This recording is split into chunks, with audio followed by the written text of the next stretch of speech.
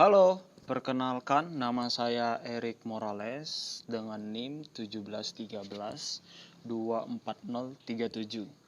Pada kesempatan ini saya akan membahas sistem ekonomi dan apa saja macam-macam sistem ekonomi tersebut. Lanjut. Nah, ini dia. Pada kesempatan pertama nanti saya akan membahas mengenai sistem ekonomi. Kemudian saya akan membahas macam-macam sistem ekonomi, yaitu ada 3.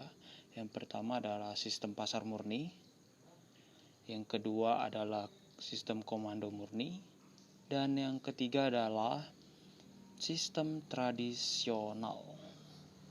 Baik, kita lanjut, itu tentang sistem ekonomi. Nah, dapat dilihat di sini bahwa sistem ekonomi adalah suatu cara untuk mengatur dan mengorganisasi semua kegiatan ekonomi dalam anggota masyarakat, baik itu pemerintah maupun swasta, demi mencapai kemakmuran. Jadi, di suatu negara itu ada sebuah pengaturan kegiatan ekonomi agar negara tersebut mencapai kemakmuran. Nah, itu yang disebut dengan sistem ekonomi. Kemudian di dalam sistem ekonomi ini ada 3 macam sistem ekonomi. Yang pertama adalah sistem pasar murni, kedua adalah komando murni, dan ketiga adalah tradisional. Yang pertama itu tentang sistem pasar murni. Sistem ekonomi yang ekonominya diatur oleh kekuatan pasar, yakni permintaan dan penawaran. Dalam sistem ini memberikan kebebasan untuk individu dalam melakukan kegiatan ekonomi. Jadi dalam sistem ini negara tidak memiliki kuasa untuk mengatur perekonomian, melainkan individulah yang menjadi penguasa di perekonomian ini. Di sini juga dapat diandaikan bahwa jika seseorang punya modal besar, maka semakin besar pula kemungkinan untuk bertahan di kegiatan perekonomian. Nah, kurang lebih seperti itu. Jadi, negara tidak punya hak untuk mengatur perekonomian di sini. Agar lebih jelas lagi, berikut merupakan ciri-ciri dan kelemahan dari sistem pasar murni. Pertama, ciri-cirinya seperti yang saya katakan sebelumnya, bahwa minimnya peran negara dalam mengatur perekonomian. Jadi negara itu sangat dibatasi dalam mengatur perekonomian di sistem perekonomian ini. Kemudian harga-harga dalam pasar itu dibentuk oleh pasar. Kemudian yang ketiga, seperti penjelasan di pengertian bahwa individu diberikan kebebasan dalam melakukan kegiatan ekonomi. Contohnya seperti memiliki alat produksi, memilih lapangan pekerjaan yang dapat memberikan keuntungan bagi individu tersebut, dan lain-lainnya. Kemudian mengenai kelemahan dari sistem ekonomi ini adalah monopoli oleh produsen. Karena tidak adanya pengaturan dari negara dan murni itu adalah individu, bisa saja terjadinya monopoli dalam perekonomian ini, sistem perekonomian ini. Kemudian yang kedua adalah seperti yang kita bilang, kalau semakin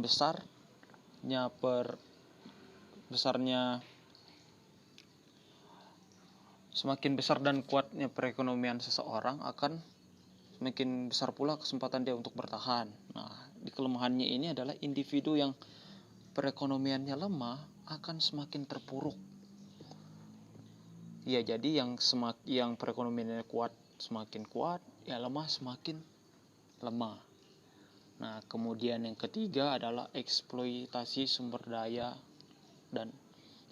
alam dan sumber daya manusia besar-besaran. Jadi individu yang merasa kuat bisa saja terjadi, merasa dia yang paling kuat, sehingga bisa saja terjadinya eksploitasi secara berlebihan. Kemudian di dalam perekonomian ini tidak adanya perlindungan. Jadi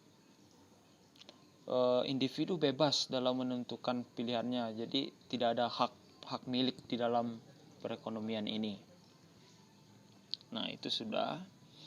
Kemudian sistem yang kedua yaitu sistem komando murni.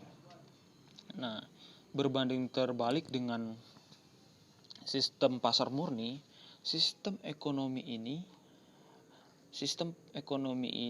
diatur oleh negara. Jadi ekonominya itu diatur oleh negara, sehingga pemerintah pusat memiliki tanggung jawab penuh terhadap jalannya perekonomian tersebut.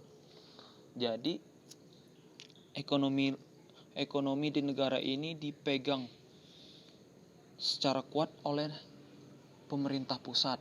Nah, berbeda dengan pasar murni, yaitu oleh individu. Kalau ini adalah negara pusat. Nah, ciri-cirinya hampir sama seperti pengertian yang di atas, itu sumber dayanya dikuasai oleh negara. Kemudian produksi yang dilakukan di sistem ekonomi ini untuk keperluan masyarakat. Kemudian yang ketiga, seluruh kegiatan perekonomian di negara tersebut diatur oleh pemerintah pusat atau oleh negara. Nah, kemudian kelemahannya, karena terlalu banyak pengaturan oleh negara dan semua kekuasaan dipegang oleh negara, itu individu terbatas dalam kegiatan ekonomi. Mungkin potensi yang dimiliki menjadi tidak berkembang. Kemudian sebenarnya dia punya kreativitas namun dibatasi.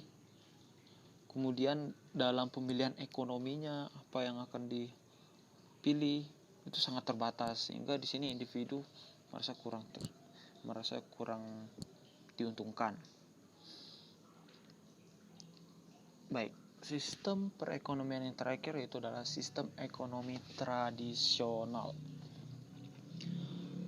Itu sistem yang kegiatan perekonomiannya dilaksanakan berdasarkan kebiasaan, tradisi masyarakat secara turun-menurun dengan faktor produksi seadanya.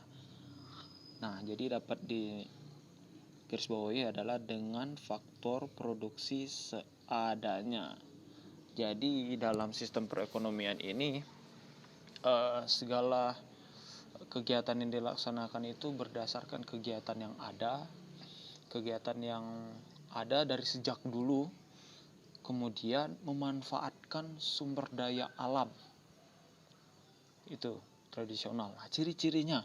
Nah, di dalam tradisional ini penguasaan teknologi di sistem ini masih sangat rendah, karena masih sangat bergantung sekali dengan hal-hal yang masih kurang modern. Kemudian yang ketiga, produktivitas dan motivasi dalam mengembangkan perekonomiannya masih rendah. Jadi produktivitas bisa rendah ini karena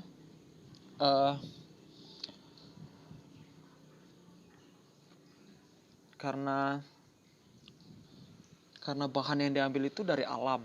Kemudian teknologi yang ada itu tidak bisa dimanfaatkan dengan baik, atau bisa dibilang rendah, sehingga menyebabkan produksi menjadi rendah. Kemudian motivasi, karena di sistem perekonomian tradisional ini wawasannya terhadap ekonomi masih terlalu sempit, menyebabkan motivasi dalam mengembangkan perekonomiannya masih sangat rendah. Kelemahannya adalah yaitu dampak dari penguasaan teknologi yang rendah dan produktivitas rendah menyebabkan perkembangan dan pertumbuhan ekonomi menjadi lambat. Kemudian yang kedua, kualitas barangnya rendah, karena percuma saja ketika misalnya faktor produksinya diambil dari alam namun tidak dikelola dengan baik, tentu saja kualitasnya akan rendah. Kemudian kebutuhan tidak terpenuhi secara maksimal. Nah, kurang lebih seperti itu tentang pengertian sistem ekonomi. Dan ketiga, macam sistem perekonomian. Sekian yang dapat saya sampaikan. Jika ada kekurangan atau saya berlebihan, mohon dimaafkan. Sekian dan terima kasih.